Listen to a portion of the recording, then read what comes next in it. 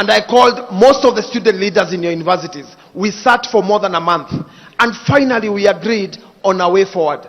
I now recruit you on the other issues. Shortly, in another 2 weeks, this government is going to start a discussion on a transition from NHIF to is that today, you comrades in the UDA chapter have managed to finally occupy a political party.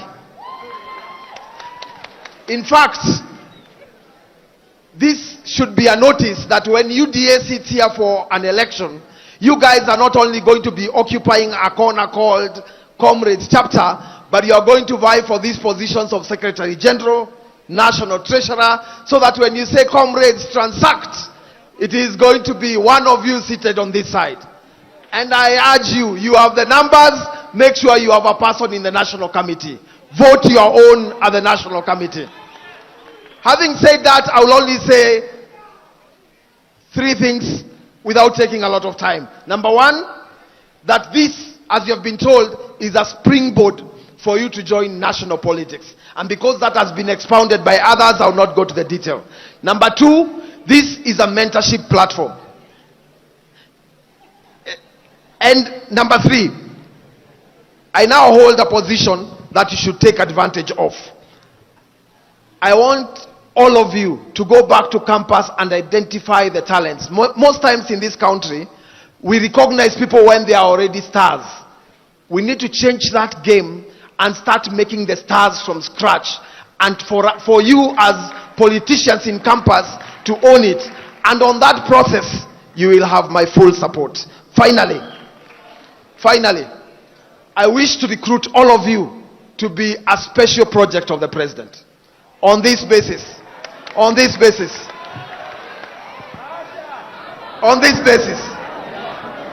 are several issues that are a problem and are of major discussion in this country.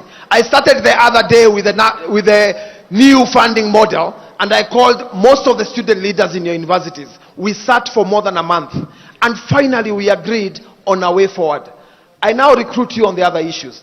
Shortly, in another 2 weeks, this government is going to start a discussion on a transition from NHIF to a social insurance fund. I will be reaching out of you because the party now has your contacts.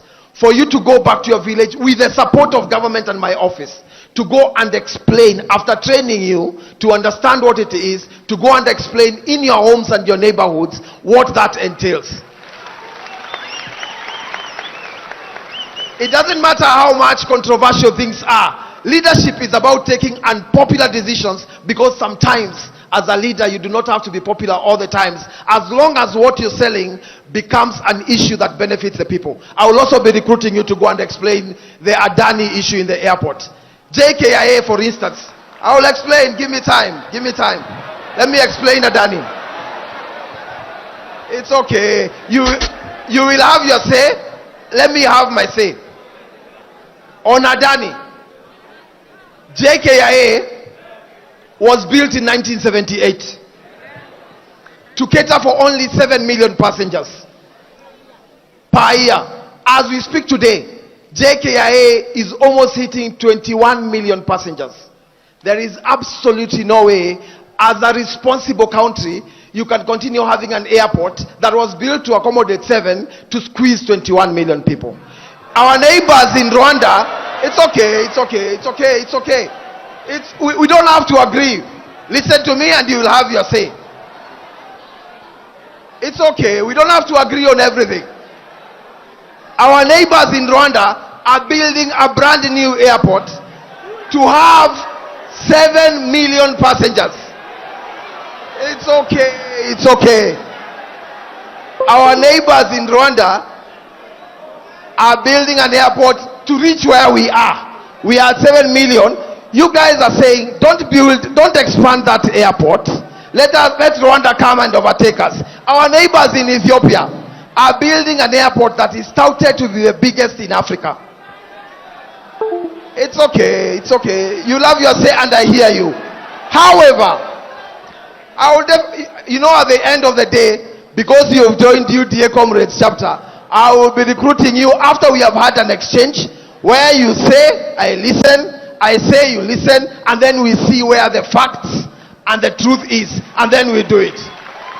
Ladies and gentlemen, having said that, I wish you well.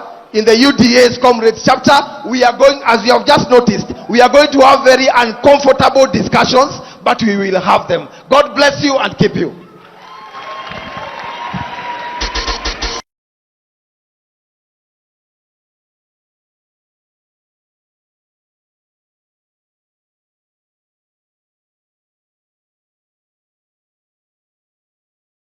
One of the reasons we will take these conversations into your campuses, into town halls, so that we interrogate, we disagree, we agree, we disagree, and then we come up with one Kenya.